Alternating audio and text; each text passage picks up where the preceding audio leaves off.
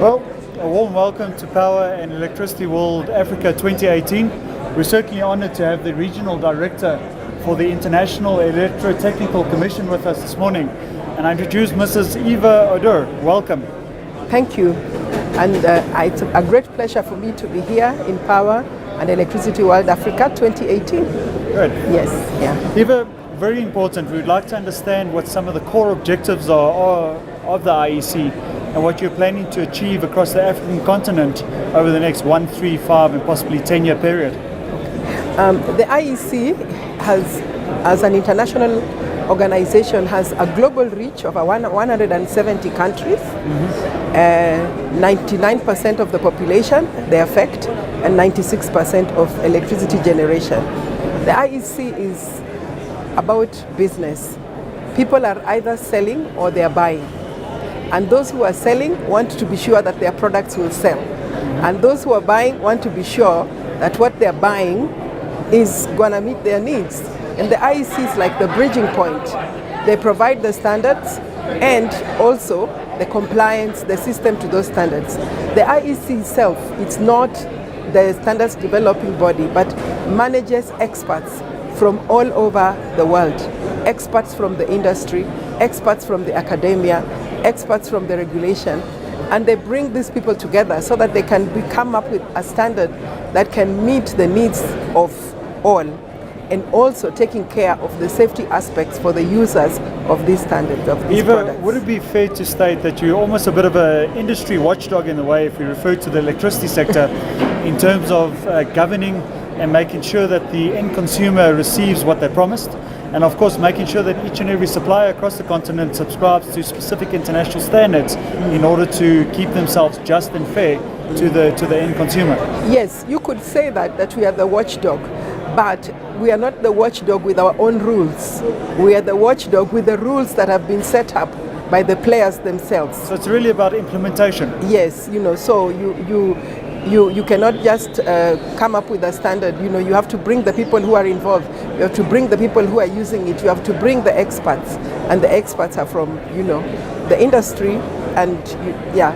Very, very interesting. And what would you classify as the top 2 or 3 challenges that the electricity industry is currently experiencing in the form of international standards? Okay, if I narrow down to maybe the Africa region, the Africa region has not been doing very well in the area of electricity access. And the problem also is that the Africa region has not been participating in international standardization as experts. And that's a big challenge, yeah.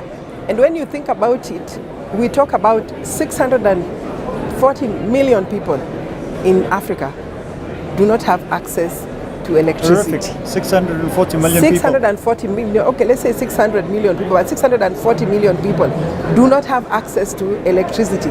And if nothing happens in the near future, the gap is increasing, not growing smaller. Sure. So something must be done. And the challenge is to get all the experts from this region to participate and also to see what is the best way, which are the new innovation. The other challenge we have in the electricity is that we are very much dependent on the national grid, as it were. So if you wait some people will have to wait for 100 years forever for the national grid to reach them. And so we have to come up with new solutions, new things. So if we look at that point that you've just raised, I guess it's going to be moving into a distributed energy or decentralized energy type of strategy. Yes. And I fully agree with you. We've got a 50-year case study of how not to do it. So something has to change and something has to improve. Yes. Just speak to us very briefly about the grid code and how you subscribing or supplying insight into the grid code and the compliance in the form of standards that would be of benefit to companies that are providing decentralized energy generation to mitigate energy poverty across the African continent. Well, you see, from one of the things which the IEC does is to really find out what the needs are in the world, and then look forward and start mitigating and proposing standards in those directions. And so right now we are thinking about off-grid solutions. Yes. We are thinking about not you know, there is microgrid, there is Yes. picogrid, Yeah. there could even be pico-grid. There's 100 types of grids. And you have to start from somewhere. And you see, the codes at it were what was being used was taking care of assuming that everyone has a fridge, a TV, a microwave, and a phone and whatever. For some people, they just need lighting, phone charge, and Well, first and foremost, let's get 640 million people connected. Connected. And then we're in a good space. And how are we going to connect these 600 people? The grid code as it is must change from, big to small, like the mobile phone. Very good. Yes. Very, very good analogy. Yeah. What is your closing message to African leaders around energy poverty and the importance of international standards in the way of stabilizing the African energy position so we can obviously secure better education, secure better healthcare for the masses across the continent? What would be your closing statement? What I would say is to the African leaders is that whatever they are doing, there is no development without energy.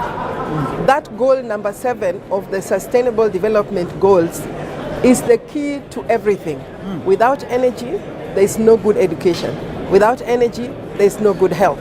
Without energy, there's no business. And you need standards. Yes, and you need standards. And so, you see, the thing is, you need energy, but you need energy done the proper way. And so you need standards, And so the African leaders must grasp this point and know that if they're not taking the energy and electricity seriously, then the whole idea of development is not happening.